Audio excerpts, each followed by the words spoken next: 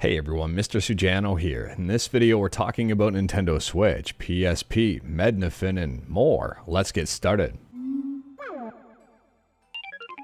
Alright, to kick things off here, we're talking about arguably the biggest news of the night, and that's Nintendo Switch Emulation on PC with Yuzu. And Yuzu just got a massive update for controllers. So mainline build 1320 has just dropped, and it implements a custom Joy-Con driver. Yuzu can now signal HD rumble, support the Ring Fit controller, IR camera, and read amiibo from Joy-Con controllers. This is huge. Now it is worth pointing out that these drivers are not perfect just yet. Some people might have some issues getting them up and running, and that's completely normal here considering this is an early implementation. An impressive implementation, but an early implementation. The Yuzu team is working on making these drivers a lot better here, but for example, some people might have frame drops using HD rumble. NFC is not supported on Pro controllers. And setting up the Ring Con is a little bit nuanced here. If you need help with this or want a tutorial, let me know in the comments below. However, it's also worth pointing out I don't actually own a Ring Con, at least not at this point, so doing a tutorial on it might be a little bit challenging. If you've used the Ring Con, let me know in the comments below and let me know your thoughts about it with Yuzu. Alternatively here, and what I'd actually recommend is joining the Yuzu Discord. You can ask your questions there and it's a great community. And speaking about community, next up we're talking about PlayStation Portable emulation with PPSSPP.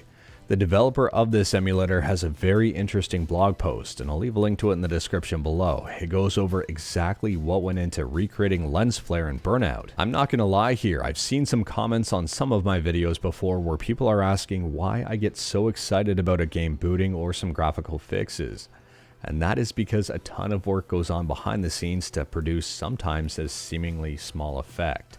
This lens flare is, well, it's no different. It was a ton of work to recreate something that just flat out worked on the PSP. Moving on, and we're talking about MedGui Reborn. MedGui Reborn is a Windows front-end GUI, graphical user interface for Mednafen, a multi-system emulator. Mednafen stands for My Emulator Doesn't Need a Frickin' Excellent Name, or subscribe to Mr. Sujano, depending on how you want to interpret it.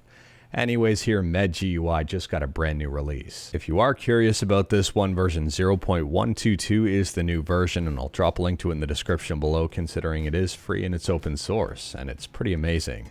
They've got some bug fixes in here as well as adding in the No PSX version 2.2 BIOS support. Mednafen itself emulates a whole bunch of different systems here, and if you've heard of the name before, it's because it's generally held in pretty high regard, and a lot of these cores are used in RetroArch. And speaking about cores, kind of. Next up here, we're talking about the brand new Sony Dualsense Edge and the core of its power, the battery. There's how we tie it together. Anyways, here on my left, your right, is the brand new Dualsense Edge when it's been opened up. The gray box in the center of it, the one that's in the controller, is the brand new battery. And the box in front of it is the old battery from the existing Dualsense. There's quite a bit of a size difference here. We go from 1,560 milliamp hours to 1,050 milliamp hours, roughly 2/3 of the size. Sony previously said that the Dualsense Edge would have less battery life, and well, they weren't lying here. Considering the Dualsense Edge is arguably more advanced than the Dualsense and has a much smaller battery, the battery life on this is probably going to be atrocious. For some further context, I've seen reports of about 6 hours worth of battery life on this, and that is it. If that's the case, and we're certainly going to know soon as more and more people pick these up because I'm assuming they're going to be popular, that battery life is absolute trash. I don't have one of these just yet, and I'm far less interested in picking one of these up now knowing that the battery life might absolutely suck on it. Let me know your thoughts in the comments below. Moving on, and today I read a really good story on Reddit Emulation on Android about how emulation brought a father and daughter closer together and really got the father back into gaming. I'll drop a link to it in the description below, and I do recommend checking it out. It's a quick read, but a good read, and it'll probably put you in a good mood. And last up here, and arguably not least, there's a brand new Castlevania port in the works for the Sega Master System. I'll drop a link to this forum in the description below in the event that you wanted to check it out. It's currently in super early stages of development, but I am very excited about this one, and I can't wait to see what they end up accomplishing, and it already looks pretty darn good. But anyways, that is all I've got for you in this one. Straight to the point. point, all stuff and no fluff. Let me know your thoughts about anything we talked about today in the comments below, because we did talk about quite a bit. If you like this video, leave a like. If you didn't like this video, leave a like. Hit that subscribe button, check out my other videos, don't tempt fate, save your state.